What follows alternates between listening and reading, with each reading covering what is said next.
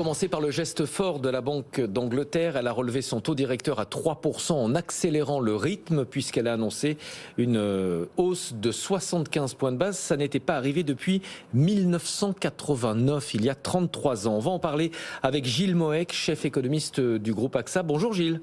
Bonjour. Pourquoi est-ce que la Banque d'Angleterre accélère son rythme de hausse de taux ?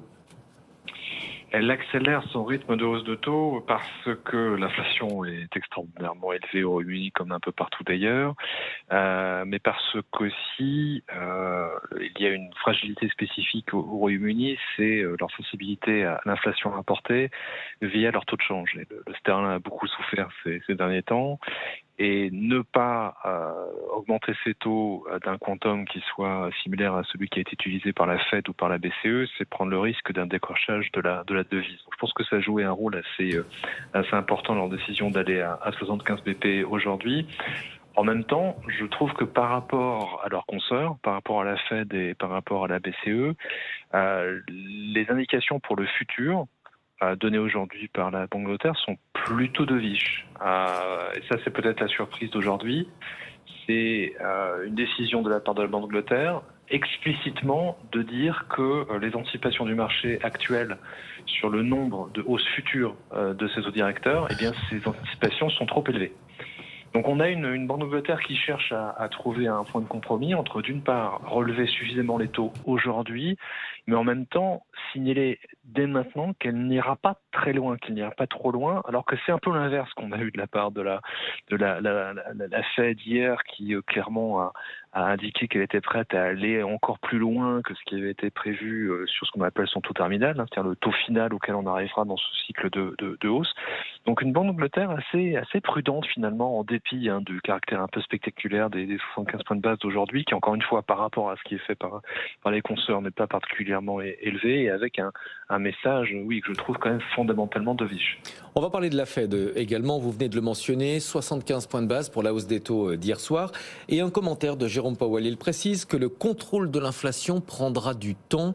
Qu'est-ce que ça veut dire en termes de perspective ? Est-ce qu'on doit en déduire que la Fed va continuer de relever ses taux à un rythme soutenu ? Alors, le message d'hier était assez subtil de la part de Jay Powell. Je trouve qu'il a d'ailleurs très bien réussi sa stratégie de communication, parce que il s'agissait à la fois de rassurer le marché sur la vitesse des hausses de taux, et quand même l'indication qu'on a eue hier soir, c'est que c'était sans doute la dernière hausse de 75 points de base à laquelle on assistait, et on va plutôt vers un ralentissement, vers des hausses de taux un peu moins fortes dans le futur. Je pense que le marché a atterri sur 50 BP au mois de décembre, ce qui me paraît être raisonnable. Donc rassurer sur cette vitesse qui jusqu'à présent était quand même assez impressionnante, et qui, à mon avis, commence à poser des vrais risques de stabilité financière. Donc on y va moins vite. En revanche, comme l'a dit Powell, eh bien, le travail de lutte contre l'inflation est loin d'être achevé.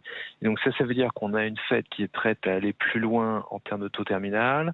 Les dernières indications qu'on avait eues là-dessus de la part de la Fed remontent à septembre. Et la Fed parlait, la prévision médiane des membres du FOMC, c'était un pic à 4,6%. Là, je pense que Powell voulait nous prévenir que le pic dans les chiffres de mois de décembre sera plutôt 5%, donc une élévation du taux terminal, et surtout cette idée que la Fed ne baissera pas la garde très vite. Et ça, à mon avis, c'est pour essayer d'inciter le marché à modifier un peu le profil de ce qu'il attend pour la Fed, parce qu'on a un marché qui, depuis des mois, ne cesse de revoir à la hausse le pic de taux, mais ne cesse en même temps d'espérer des baisses de taux dès le second semestre de 2023. Et c'est cet angle-là, cette partie-là des anticipations de marché que Powell a probablement essayé de casser un peu hier soir, en prévenant qu'une fois qu'on serait au taux terminal, on allait peut-être y rester assez longtemps.